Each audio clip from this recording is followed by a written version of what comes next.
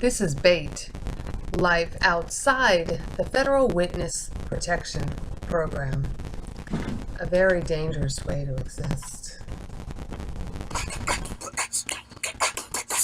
Skinhead, deadhead, everybody, gun bad, situation, aggravation, everybody, allegation, innocence on the news, everybody, dog food, bang bang, shot dead, everybody, gun bad. All I wanna say is that they don't really care about us. Hi, Mexican military. Would you just do me a favor and just shoot these assholes for me? I mean, forget the arrest. Just like shoot them, kill them, take them out, bury them in a deep hole somewhere.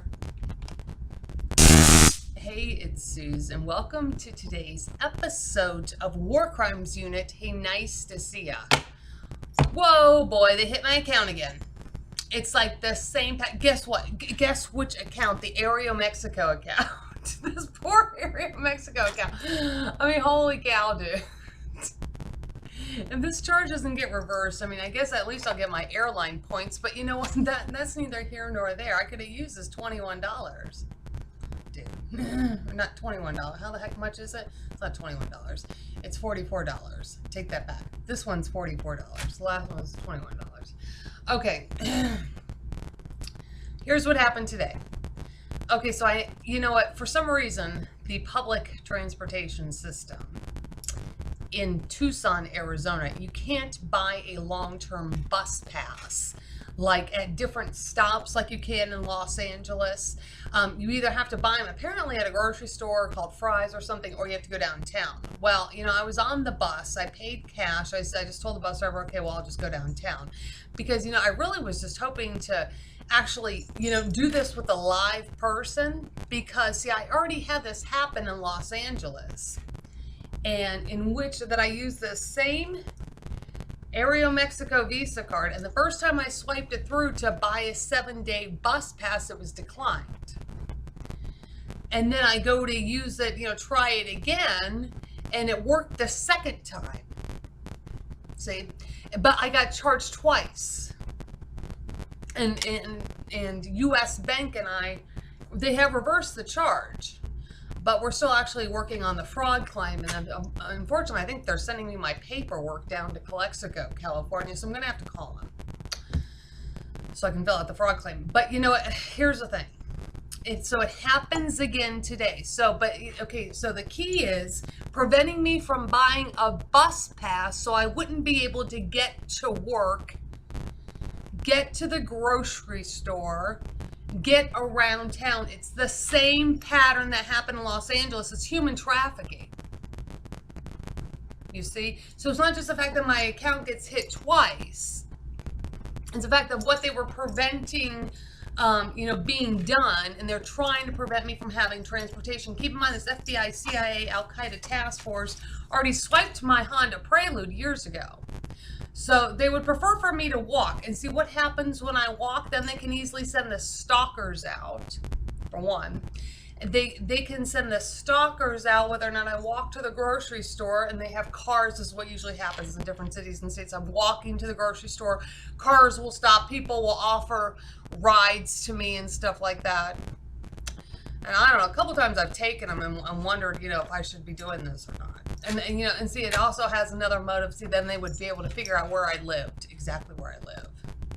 You see, I mean, you're dealing with the CIA here, dude. You're dealing with the FBI here. So you know, it's not like you can exactly totally hide from these assholes. So they did it again. And so how did I figure out that the card got charged twice? Well, when I went to the grocery store tonight, it was declined. So I knew I was out of money on my card. And so I came home and I checked my account, and yes, it's been charged twice. And it's a $44 charge. $42. Sorry, $42 charge. Wait a minute. It's 41 or something like that. What is it? 41, 42 for the 30-day bus pass, and then a $2 charge for the card. So it's somewhere between 41 and 44 is what it is. So this charged twice. I think it's 44. Okay, so, but anyway, I don't know how to fix this, because here's the thing. I'm very picky when it comes to special agents. I'm very, very, very, very picky Why? Because I have a police brutality case related to a mishandled damn jackass terrorism case. And my identity is jacked all across the fucking damn globe. And I have this shit happen to me all the damn time. So I am very, very picky in the special agent category. I mean, you know, I asked Customs down in Houston to find me a special agent for a reason, because I figured that they would find somebody that was smart enough that could, whatever. You know, they'd find me the right person that can handle things, all right? So I'm picky. So, you know, I called, because here's the thing.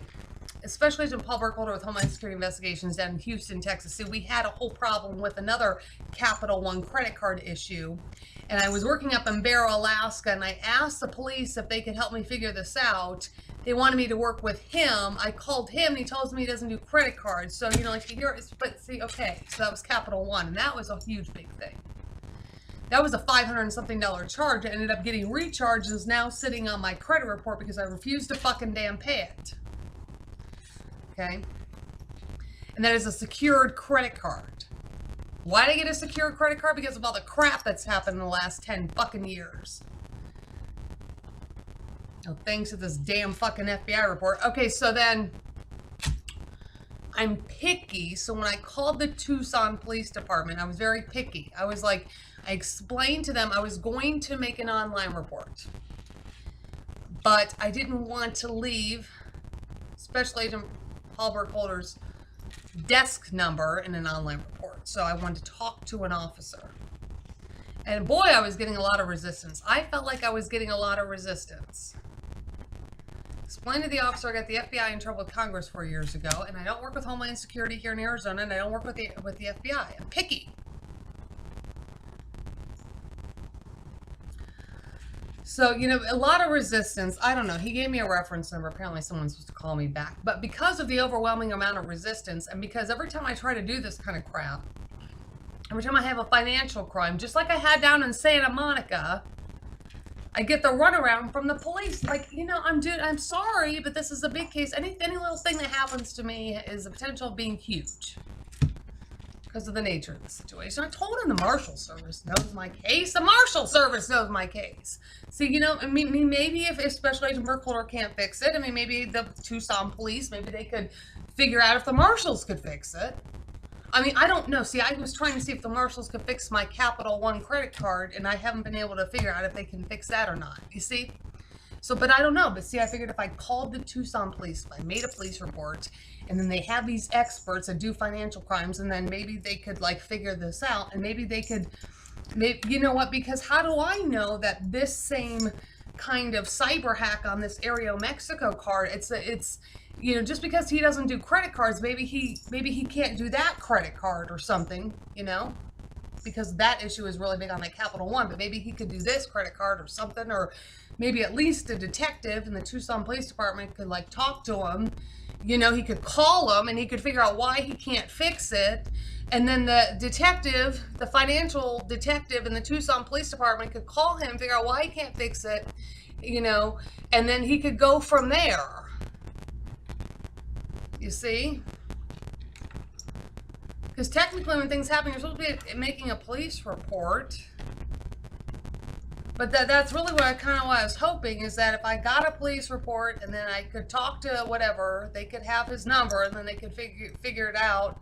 If he could fix it, or if he can't fix it, then why not? Or if he doesn't have jurisdiction, or whatever the reason, if he can't fix it, then they would know what to do from there. But see, I don't know what to do. So that's why I try to call my police. And I get the runaround. You know what I mean? I get a hard time. I get like, you know, I'm treated kind of like crap, dude. So you know what? I called and I left him a message. I called Special Agent Burkholder. I left him a message. Told him what happened. Yeah, I said I don't know if it's going to be followed up with or not. I don't know. And the way he'll know is if somebody calls him. So somebody besides me. But you know, it just makes me so mad. You know, in the backseat, law enforcement, they could talk all their law enforcement lingo, they could, like, you know, figure out stuff. I mean, they went to law enforcement school. They went to all these, like, specialized schools and stuff, and, like, they know how to, like, do stuff, right? See, I don't. I just know that I'm getting fucking jacked on another goddamn, you know, fraudulent credit card charge. That's what I know. And I know because I can see the pattern that it keeps happening, you know? Like, something's wrong. Besides the double charges, my account keeps getting locked up. It got locked up in Tijuana. You know, there was something wrong when I bought a Greyhound bus ticket when I was in Mexicali, Mexico, and I had to cross the border. Customs down in Calexico could verify I had to cross the border and go buy a bus ticket because there was something wrong, you know, and I tried to do it. So there's something wrong. Somebody keeps hacking this account, but I need somebody in law enforcement to be able to help me figure out how to fix it, because it's not fair to me. Like, he's just telling me, why don't you just change, you know, your card? And I'm thinking, fuck that dude. And say fuck that dude to him. But I wanted to. I'm like, dude, why don't you go after the goddamn criminals that are fucking doing this to me, man? And everybody wonders why the hell I go to Mexico. Just go over to Mexico. I'm gonna go over to Mexico. I'm gonna cry to the Mexican military, the MPs, whoever I see first, and be like, God damn it, I can't get anywhere. I can't get anywhere.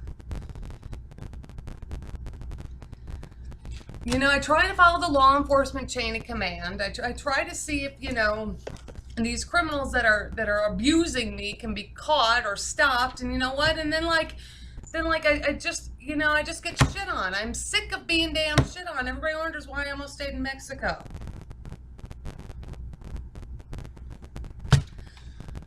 Okay, another thing happened today. I didn't hear from my company. I got missing nursing uniforms. Okay. My company had bought me nursing uniforms for this contract down at the hospital here in Tucson. And they were trying to switch the shipping so it would actually come to this hotel versus going to San Ysidro, California, to my mailbox that I have down there. I got mailboxes all over the place. But so, and they said that they switched it, but somehow my uniform still ended up in San Ysidro. And I did not hear from my company today if they were able to recover them. Now, I mean, I have scrubs to wear, but, you know, this hospital's picky. They want these damn navy blue scrubs.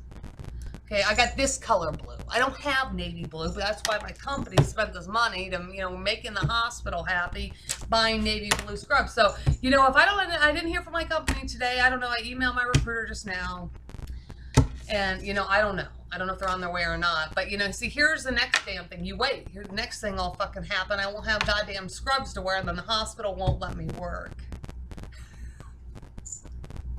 Wait. And somehow that will all be my fault. It's tonight's episode of War Crimes Unit. Keep your stun gun or machine gun handy. There's real criminals and terrorists out there. I'll see you next time.